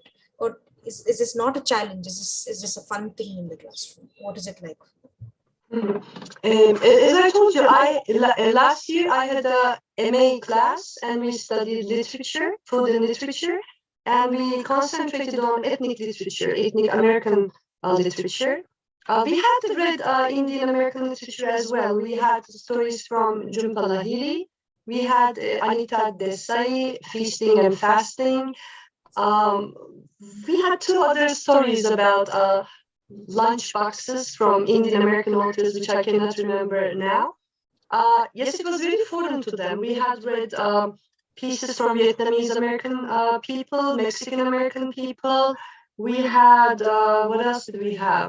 Even our Armenian American examples and how it resembles, the Turkish examples and the Turkish food. But talking about food of the other people, which is very, very foreign to us, we don't know the names of the food, we don't know the tastes of those foods. But what I found out at last, I mean, I can't remember, but we had other ethnic identities too. It will come to my mind that yes, African American and something else. Okay, I will. And how those differences don't mean anything, because it's very important and very surprising to see that how people are feeling the same things, when they are in a foreign land, when they are immigrants. In that particular course, it was what we found out, that when they are immigrants, they have to eat the food that their grandmothers eat, but they also have to eat American food. They want to taste hamburgers. They want to taste the new food, the American food, to be Americans, to be assimilated in the society, and how this conflict is disturbing them. So it's the same all over, for all the ethnic minorities, for all centuries, for all immigrants, for even people who went away with Erasmus, all the students, they went to other countries, and they come back and they talk about how they suffered from not finding anything Turkish there, and how it ruined their lives and their 6 months there, how it's a kind of something huge. And think about the people who couldn't be able to eat, to be away from their homes, or as you had mentioned, economically you couldn't be able to find the food that they want to eat. And we of course should be talking about class and those inequalities, economic inequalities, and thinking and turning back to what Charles had told us about environment, that there will be the times, it will be coming, that we won't be able to find the food which we want, because they won't be harvesting it anymore. And as a result of many political or developments or ecological disasters, that it will happen. So I found it rather universal, having the same feelings towards food whenever we feel something. So Thank you. thank you. Thank you. We have one question from a colleague, Drishti. She says, thank you, Dr. Esra. I'm curious about how the course research has changed your relationship with food itself, especially since you're looking at the intricate politics of food and its representation. Mm-hmm. Yes, it changed a lot. Because personally, while we are eating alone, I also recognize that we are also eating together as a family. I am watching now more and more as my kids are growing up. I have 2 kids. One is 15, one is 13. And I'm just looking from a distance to their relationship with food, and how I'm becoming more and more conservative, that after having all those theories and reading this literature about eating together and having a bond of a national identity and having a bond of familial connection, how I'm becoming more and more conservative, wanting them to sit at the table together, eat the things that their grandmother is cooking for them. So I'm thinking that it's a kind of a bond that we should create, or else, everything will disappear, because they are teenagers. So that is one aspect which I'm thinking about it. The other aspect is I'm tending personally, of course, with our students and talking about all those, forceful things which the industry or the fashion industry or the food industry is imposing on the bodies of women. We tend to, and I tend to think about them more often. Getting older, how you shouldn't look old, how you should eat the food or the vitamins which will keep you younger and everything. How these are all, illusions, and how we should be aware of all that. So yes, of course, it's all around us, and it's making us more and more aware of all, levels, not only academically, but personally as a woman and being a mother. That's what I should say. We have a comment by another student, Arshana. She says, food definitely is emotion. I grew up eating kabza in Saudi. Yesterday, after more than a decade in India, I cooked kabza at home with a YouTube video. This made me cry while eating it. I brought back the memories of sitting at the beach and eating kabza and having cold drinks. Food is definitely a lot more than just food. Uh, Thank you so much for this wonderful presentation, she says. Thank you very much for sharing that. That was what I'm meaning when we are talking with the students. It kind of brings out the most intimate in ourselves, really. They even talk about their, love lives and how it's amazing that how food brings us together, talking about the same experiences, and it's about feelings and emotions. It's something very, very powerful, I believe. Are there any more questions? I have a question. Stop sharing the. Sorry, Ezra, could you stop sharing your screen? I'm not able to see. I don't know. I couldn't make it my. Just say stop sharing if you can. Yes, I found it. Fine, it's fine. Could I? Yes, thank you. Ma'am, can I ask another question? Yeah, sure. Okay, thank you, Dr. Ezra. I just had a follow-up question. Since we're looking at food, and because all of us have very complicated, intimate relationships with food, I was wondering how this translates to the academic space. You also had like a list of potential topics. Can you tell us a little bit about maybe what the writing is like, or what that final product is like? I don't know if that makes sense. Thank you very much. Yes, it is very personal, but they had created, last year they had created wonderful, theoretical and academical papers. They had put forward the theories about food, the theories about sociology, some anthropological theories about food. And I think the most exciting part of teaching PhD students and teaching cultural studies is that how something which seems very trivial, very unimportant, may mean something important when you combine it, with all those theories and academicians and the historical background, and how it becomes something academic and precious. So, even talking about your personal memories of, of tasting that food when you tasted in the past, you can, write a whole teases out of it and make teases out of it, or just looking at those films, which are just the films that we watch and we pass. There is something behind it which should be analyzed and which should be investigated again. So this is exciting. I think this makes it more interesting, and to also study with the materials we come face to face in our daily lives and contemporary examples. So it is exciting. Thank you so much. Thank you. Dr. Ezra, I enjoyed listening to this presentation that you made, and I was very fascinated by a couple of things that I noticed. One is the notion of a kind of resistant reading that is possible in, simply venturing out and looking at food. I think we all live in worlds where a kind of food monoculture is beginning to, reach what is vital and local. And I think in these small expeditions, what we manage to retrieve is a little bit of the local that still thrives and survives. And that's the resistant practice that I find interesting. It's also a very interesting collaboration where we one of the things that kept coming up at our conference is the idea of the teacher going away from the role of faculty to being a kind of facilitator. And I think there's a very real way of making that happen and making these collaborations happen. The other thing that I found very interesting is this idea of expanding both the practice of reading and the practice of the classroom itself, right? I think the idea of reading becomes a much more multi-sensate sort of phenomenon when we step out into the streets and talk about food.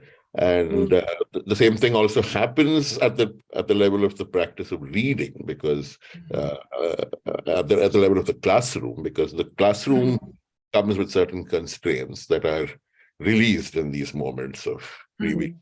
I found these two things very fascinating. I'd like to share with you one practice that we have started with some of our classes, with our MA class and with communicative English class, or undergraduate class that we have. We call it OOF, with an acronym for Unique Food Fusion. And, and involves students bringing things that their families have, either preserved or adapted, borrowed, and perfected, that sort of thing. And it's an interesting moment when that happens, because you see people stepping around taboos, stepping across lines they're not supposed to cross, and so on. Lots of interesting stuff happens in those moments. Thank you very much for this very stimulating session. We enjoyed it very much, and we hope we can do more like this in the future. Yeah, thank you very much for your comments, and I find it very interesting. Let me search for that, and if I could find, maybe we can talk via mail with you and ask you things about it. Sure. About unique food fusion. And yes, if it's a gas station, returning back to your analogy, so we need gasoline, we need food to continue, and yeah, thank you very much, thank you. And and I would very much like to come there and taste your food again, to Viji, and repeat it again. How willing I am. Thank you. It's a pleasure and an honor. Yeah. Thank you, Esra. Thank you very much. We have a last question. Shweta says, hello, ma'am. It was interesting to think about how food can be othering, but also how that othering can become a group for commonality. See, something to identify with. Thank you. Yeah. I think it's a comment there, not a question, but how we tend to label people who are eating different than ourselves, in terms of religion, in terms of even the appearance of the food. We just label them as the other, and we say that we have nothing to do with them, We are the pig eaters, you are the non-pig eaters, you are the ones who are eating shrimps, we don't eat shrimps. So that kind of a thing, unfortunately, there are still ways, to divide us as human beings, but we want to, overcome this and to forget it through food, sharing of food. Thank you. Thank you, Ezra. I don't think I have questions, but I had a great time listening to you. Thank you very much. Thank you, Sana. Thank you. Very articulate and very charming, and I think it's a bad time for us to listen to food because it's our lunchtime at the moment, and you left us all very, very hungry. And also because the connections you were able to draw between food and the classroom gives us more room to interact with the classroom as not just a dead space, but living and alive and thinking all the time. So thank you very much. Thank you. Bye-bye. Bye, Ezra. Thank you. Thank you, everyone else, for joining us. Charles has the emoticon of a burger there for you, Ezra, I think. Thanks, Charles. Thank you very much for joining us. It's the last day of the conference, and we'll soon we'll be having the valedictory now. We're just waiting for the HOD to join us, and then we'll begin the valedictory. Thanks, Charles. Thanks, Ezra. See you guys soon, hopefully very, very soon. Thank you.